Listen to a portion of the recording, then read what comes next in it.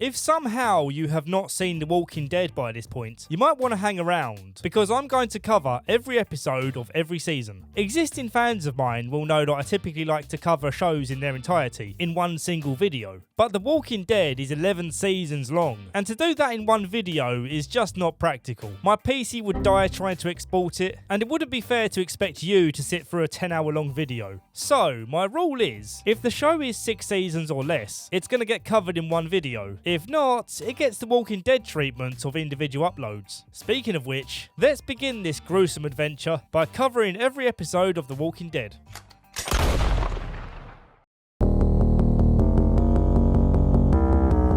One of my all-time favourite openings to a TV show. Officer Rick Grimes is looking for gas when he notices a young girl wandering about, looking kind of lost. But when she turns around, he realises the only thing she's lost is her dentist. And also her life, because she's a walking dead. The look on his face tells you the story so far, in that seeing this kind of horror is new to him. It's a 5-minute long opening that keeps it short and simple, but it sets everything in your mind perfectly. So let's find out why Rick seems new to this hellish world.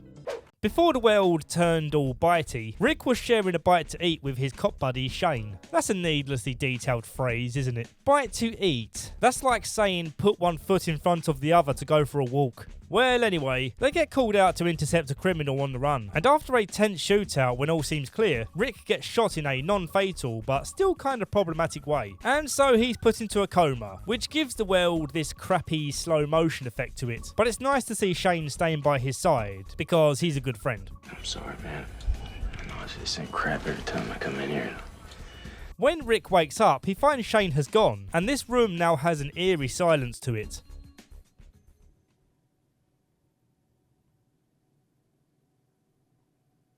He walks out to see what's up and finds the hospital looking like a hurricane came through. Stand back! There's a hurricane coming through! Jokes aside, I love everything about this hospital scene. The flickering lights, the scenery, Rick's face after seeing his corpse on the ground. And then of course we have the show's most iconic meme. Don't dead, open inside. The way the hands creep through the cracks of these doors is just awesome. I still feel the same level of excitement now as I did when I first saw this. Outside the hospital, Rick has his first face-to-face with a walker. Well, she's not exactly walking much these days, and that's probably for the best. We'll call her Joe. He cycles back home to find the place empty, and you really feel for this man as he begs for this situation to just be a horrible dream that he needs to wake up from. Is this real? Am I here? Just as his day is going so very well, a little kid comes up and smacks him with a shovel. Daddy! Daddy! Kid's dad reminds him that walkers don't talk, and since this one does talk, he demands to know why he's got a bandage on. You tell me, or I will kill you. After passing out and waking up again, he's tied to a bed while Morgan tries to explain his cautionary actions. Did you get bit? Bit, chewed, maybe scratched, anything like that. As he sits down for dinner, Morgan tells Rick about what's happened to the world and why he and his son Dwayne have barricaded his house. He shows him the world outside, when suddenly the kid runs off sad upon seeing this one woman walker. And as you will no doubt quickly guess, it's the kid's mother / Morgan's wife. The way she spookily staggers towards the door here is awesome. It makes you empathise with their grief seeing her trying to come back home, with her muscle memory kicking in as she used to live here for a while. She died in the other room on that bed in there.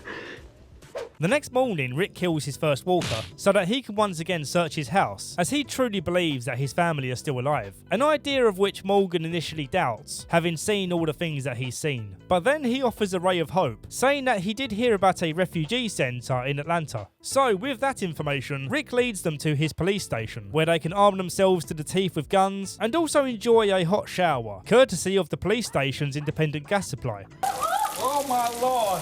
Hot what?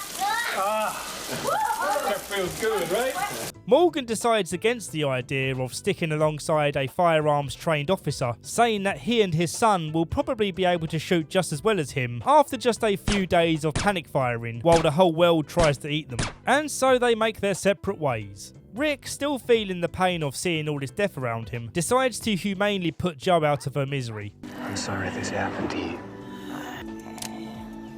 Morgan attempts to do the same thing for his wife, but he can't because he doesn't have the balls, because he's a big old pussy chicken boy. Do it! Come on, kill me! I'm here! Come on, do it now! Nah, but for real, this was an incredibly sad and well done sequence, showing the contrast between Rick being able to do what he feels is right because he still sees it as his duty, and Morgan not being able to do what he knows is right because he still very much loves her. Rick drives towards Atlanta and radios around for contact, but as the signal is so weak, there's no two-way communication possible, meaning that he doesn't know Shane, his wife Lori, and son Carl are still alive. Never mind, says Shane, and he returns to kissing Rick's wife, because he's a bad friend, but also still kind of a good friend in some ways, which I'll explain later. Rick runs out of gas and saddles up on a horse for the remainder of his journey to Atlanta. Upon arrival, he accidentally guides the horse into a big walker crowd, and they tear into this horse like it's been slow cooking for 8 hours. See how that meat came right straight off the bone? Comes right off the bone. Rick seems like he's trapped under this tank, and just as he's about to take the easy way out, he spots an opening above and climbs inside. While he waits it out, a voice comes through the radio, a mysterious new voice who saw what just happened to him. Hey, you. Shane thinks it's a hilariously good idea to do a surprise kidnapping prank on Lori in a world where people live on constant suspense, carrying guns and knives in case of such an attack. They briefly pause to recognise that this is unfair to Rick's memory, but Lori is ultimately unable to resist Shane and his signature sex move, the seductive snail. Rick is also getting hot and sweaty up in a box of his own, as the guy on the radio gives him instructions on how to escape the tank and get to a rendezvous point to be rescued by his group. So he makes a run for it and manages to climb a ladder where he meets Glenn, an awkward, kind of geeky guy who seems to take pleasure in calling Rick a dumbass. Dumbass. Yeah, whatever. Yeehaw. You're still a dumbass. Guess I'm an even bigger dumbass than you. Now we get to meet the new group, and if I don't bother introducing certain people by name, it's probably best you don't get too attached to them. As she's holding a gun to Rick, I guess we should start with everyone's favourite character, Andrea. It's hard to pin down exactly why she's so unlikable, but you soon get tired of the only two faces she makes. It's only ever sad Andrea or smug Andrea. Well, anyway, this group are kind of pissed at Rick because his gunshots drew the walker crowd closer to this building that they're raiding, and the walkers are slowly breaking down the glass doors. It's probably best to ignore this scene here of a walker having the brain function to use tools, because we won't see this happen again. On the roof of this building, we have Merle Dixon, a redneck douche who doesn't take kindly to people with a different skin pigment. I'll tell you the day, Mr. Yo. It's the day I take orders from a Nicorette. Despite this iffy side of his personality, he actually ends up being a fan favourite, which can't be said for his enemy in this episode, T-Dog. Yeah, that's actually the name they gave him. Merle gets into a scrap with the group, and Rick handcuffs him to the naughty boy pole until he thinks about what he's done. Things are different now. There are no Nicorette. anymore. No dumb as inbred white trash fools either. With the walkers making good progress on Project Door Smash, the gang quickly form an escape plan, where they chop up a dead walker and cover themselves in its entrails, so that the dead guy smell masks their heavenly human stench. That stench. That heavenly stench. The scene of them walking through the undead crowd to get to a van is really suspenseful, with the tension ramping up even further as the rain starts to pour, washing away their odour mask.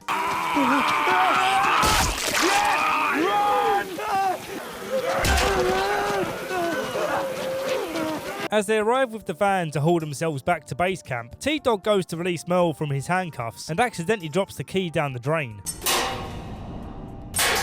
You did that on purpose! I didn't mean to! You did it on purpose! I'm not saying! Merle's distress being left on the roof is almost sickening to imagine as a real-life scenario, and to his credit, T-Dog doesn't seem too proud of what just happened. I dropped the damn key. Merle is getting delirious from dehydration, but then he goes into full panic mode when the walkers find their way to the last door. Tell me what to do. Tell me. God. Everyone arrives back at camp, and we have this very touching reunion to enjoy.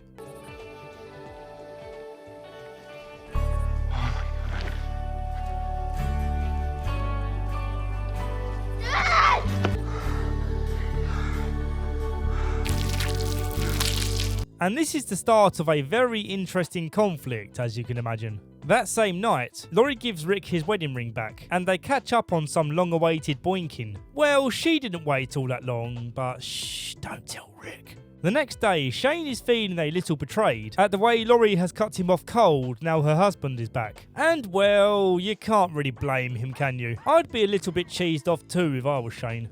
In this episode, it's established that this lady Carol is a downtrodden wife and a victim to her husband Ed's abuse. I was reading up Ed's bio on some websites, and it describes his wife beating as a hobby. I don't feel it's appropriate to label that as a hobby. Well, you know, as for me, I enjoy spots of fishing, building model railways, slapping my missus about, getting snuggled up with a book and my favourite hoodie and a nice cup of tea. You know, the simple things in life.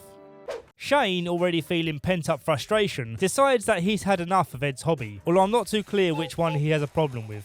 Earlier, they broke the news to this guy Daryl that they left his brother on the roof. Hell with all y'all. Just tell me where he is, so I can go get him. It's so funny seeing how different Daryl is here compared to how he is later in the show. He goes from scruffy redneck to scruffy respectable dude. Rick and a few others agree to go with him to see if they can rescue Merle, but when they get there, all they find is a blood-covered hacksaw and Merle's hand. No! No! The opening is very skippable in this one. It's Andrea and her sister talking about memories of their dad. And I don't know if it's her line delivery here or just the line itself that's funny, but this line caught me off guard. All right, remember his rule. No crying in the boat. Scares the fish. I think I just found the new rule for my Discord. On the search for Merle, they find the place where he cauterized his own arm wound. Yeah, I'd rather die. So now they feel the urgency to find him, knowing he's probably not in a good state. They split up Scooby-Doo style, and then Glenn and Daryl bump into this young lad, who starts calling for help from his stereotype south of the border gang. They manage to kidnap Glenn, but leave behind their guy. So naturally, Rick and the others try to organise a meeting to do swapsies. The Cholo gang leader isn't happy with the deal, and threatens to kill them all. But Rick points out that he's being marked by a sniper. And I love that we see how much T-Dog is crapping himself right now, hoping he won't have to pull the trigger. Come on, man. Make the trade. Please. Cholo boss agrees to trade, but they need to sweeten the deal by including guns. So then they come back with the guns, but instead of offering them up, they load up and point them in the Cholo's faces. Let's just shoot these fools right now, Wesley, all right? Unload on their asses, that's it. His head tattoo looks like one of those fake temporary tattoos you get as a kid's toy. This next part really makes me laugh because it feels like such a cliche to have a naive grandma come along right in the middle of a standoff and say something stupid like, "Oh, are you boys playing cowboys and Indians? Come inside, dearies, and I'll make you some lemonade." Helping us find a missing person. Fella named Glenn. The young boy, he's with Mr. Gilbert. Come, I show you. This old lady turns out to be one of the Cholo's grandmas, and she leads Rick backstage for a VIP tour of the sick people in this hospital. It was a cool twist to see that this guy who fronted himself as a hardcore gangster with vicious dogs ready to attack is actually just an average guy with smaller than average dogs. You're the dumbest son of a bitch I ever met. We walked in there ready to kill every last one of you. Rick takes pity on their situation and leaves them with some of his guns. So what started out as a pretty cliche looking conflict actually ended in a satisfying way. They head back to the van and see that it's been stolen, theorising that it's probably Merle, so they make their way back home on foot. When night comes, the camp relax assuming nothing bad's gonna happen, and then a walker finds its way into Ed's tent and eats him. They continue sitting around the campfire waiting for something bad to happen, and then someone they actually care about gets bit on the arm, and all hell breaks loose, with other walkers joining in on the action. Oh my God. Beth's sister Amy is the only death of any significance here. And you know what? For as much as we can make fun of Laurie Holden's character, she does a very convincing cry. The more movies and TV you watch, you do start to notice that some actors cannot cry real tears on demand, or at least look convincing with fake tears. So credit is where credit is due. Rick and the gang arrive back in time to help, and again we get a touching moment seeing Rick overwhelmed with relief to see that his wife and child are still alive. This episode is awesome, even the Andrea scene. But let's get her part out the way first anyway. Andrea sits there for hours unwilling to let her sister go. Rick comes over with the intention of reminding her that her sister's going to turn soon. Andrea, I'm sorry. I'm sorry. I'm sorry. I'm sorry. I'm sorry. And then we have Dale, who I haven't introduced up until now. He's the constant voice of reason in this group, and he knows full well that a grieving person needs to be allowed the time to grieve, and to help her understand her feelings, he shares his story of losing his wife, and how he was only able to feel love again when he started looking after Andrea and her sister, protecting them as if they were his own daughters. Well, she was the least favourite daughter anyway. When Amy finally changes, it marks the first time we've seen anyone turn on this show, and I love how long we're given to witness the heartbreak watching a loved one turn. It brings a much needed sense of realness and connection between the audience and the characters. Amy, I'm sorry. I love you. Carol gets her moments of catharsis, swinging a pickaxe into Ed's skull before he turns. Her acting here to me perfectly shows the combination of distress for what she's having to do and bittersweet freedom from him.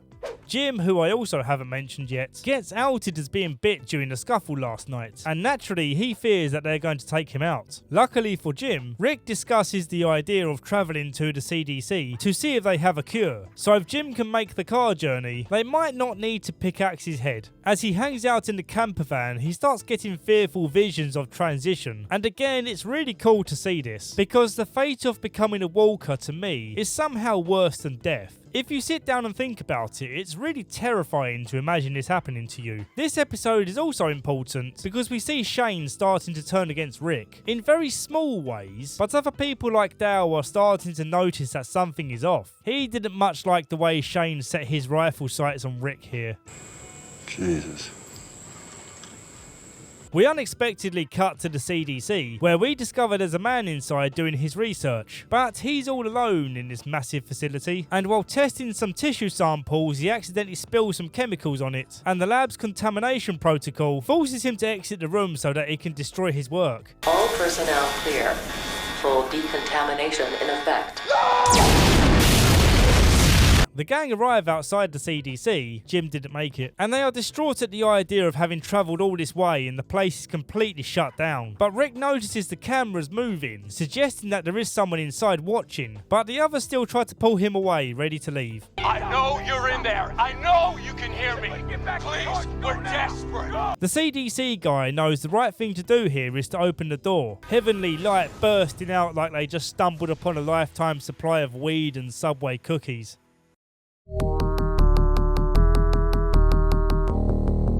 Ooh, this episode is somehow better than the last. The opening is especially great. It shows how Shane tried his best to get Rick out of the hospital, but the military were all over the place, basically killing anything that moved. And for good reason, as the walkers are everywhere. All Shane could really do in this situation is try and block his door to stop the walkers wandering in.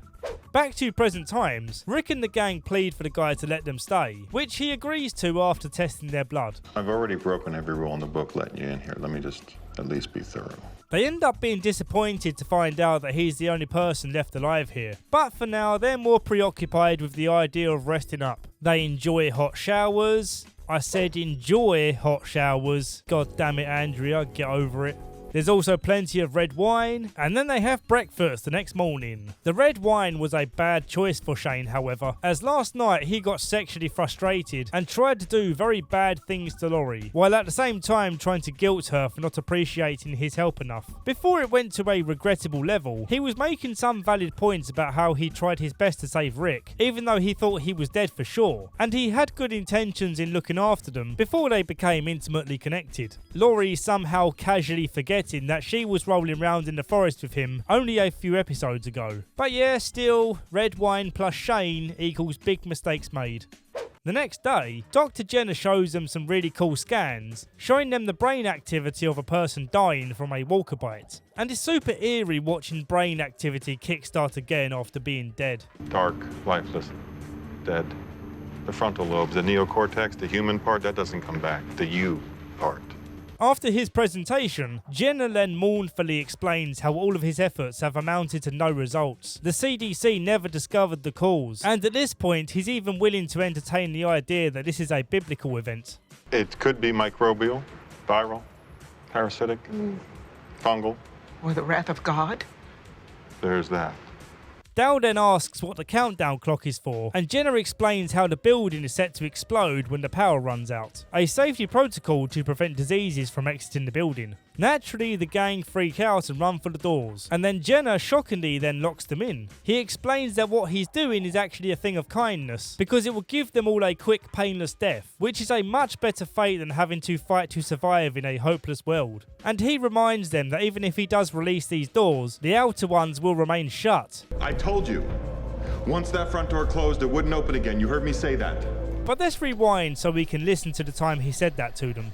You got stuff to bring and you do it now. Once this door closes, it stays closed.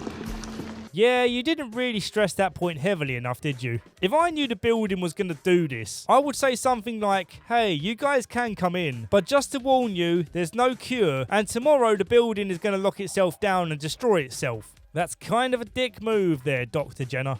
The whole scene of them desperately trying to get out was super suspenseful, and when Dr. Jenner finally agrees to let them try and get out, a couple of people decide to stay, including Andrea, who never changed her mind, and then the building blowed up. The end. Nah, she makes it out. Reasonable Dale tugged on her heartstrings and said if she dies, then he dies. Dr. Jenner's last words to Rick are bone-chillingly dark. I'm grateful. The day will come when you won't be.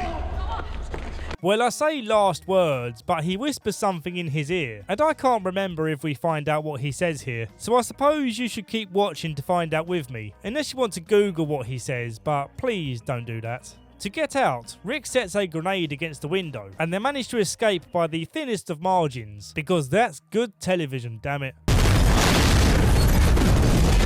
This explosion giving us an ending that is as satisfying as it is morbid, knowing that their journey continues on with no hope of curing the Walking Dead.